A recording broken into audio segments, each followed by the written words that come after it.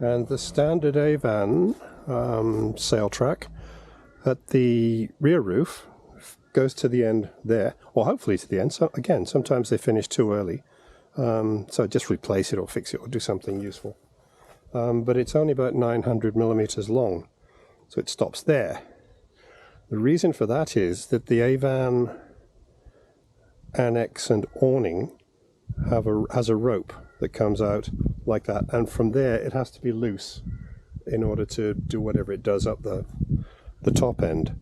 But our awnings prefer to have the full length sail track. So what we've come up with to make it the best of both worlds is have that little section removable.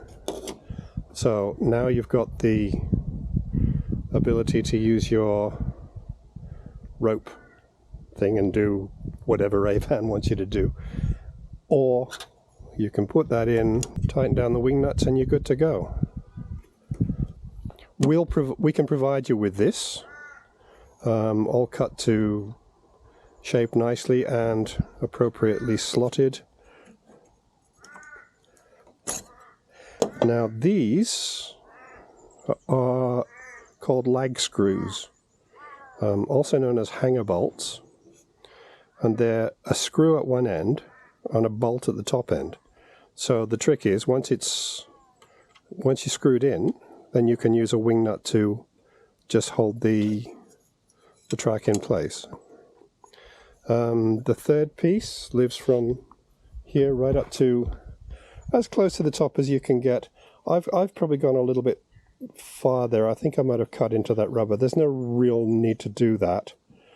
The other thing about this piece is if it's lying flat, then on most vans this will cover the whole of the sail track or the slot. So I've just cut a little, 4 or 5 millimeters off the end there. You don't necessarily always have to do that. Some vans don't seem to get in the way as much as others. And another option is just to put a couple of shims under here to lift this section up. That'll reduce the amount of cutting that you have to do up there. The only other notable feature here is when you put the sail track on, you have to remove the bungee mount, and we'll provide you with one of those, which means that your bungee support is going to be as strong as ever, if not stronger. And it just screws onto the sail track there, and then your bungee mount screws onto there as per normal. So we'll provide you with that, and the 2 lag screws and wing nuts and ordinary nuts and some spring washers. So that's a little care kit to make life a bit easier for anybody wanting to do their own installation. If you're planning to extend the sail tracks, whether you plan to use the 3 pieces or 2 pieces or 1 long piece, the bungee mount, which I've removed at the moment, sits there. I've actually marked it on the side. Now we obviously have to move that because it's in the way of the new track. I'll use that piece because it's in the way of the new track. We also have to put the bungee mount bracket on the top of that, so to give it something secure for the bungee mount to screw onto. The net effect of that is we've made the whole assembly 5 millimeters thicker. Now my roof I didn't have a problem with.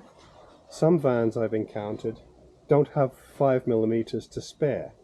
So an easy way of determining early in the piece how much space you've got is get a piece of blue tack, roll it into a ball, put it there, a little piece of paper on the top, and then close the roof as tight as you would normally have it.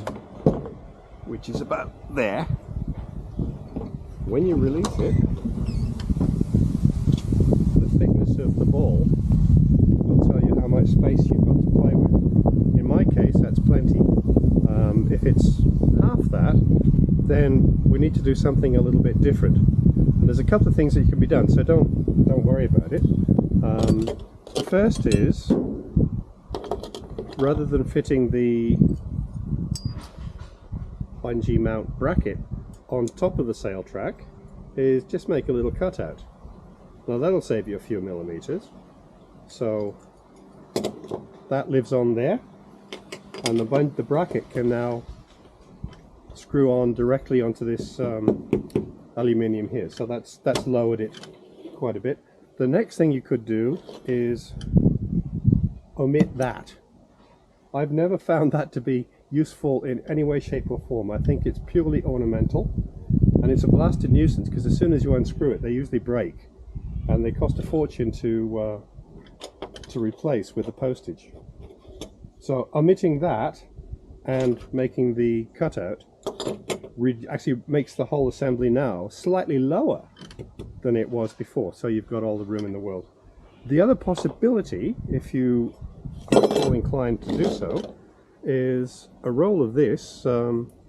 It's called EPDM sponge, rubber rectangle. I bought this from Bunnings.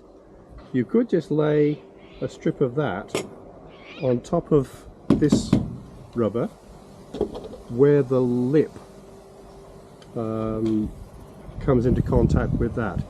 That'll give you an extra couple of millimeters. It'll lift this a few millimeters, which will give you extra clearance up here.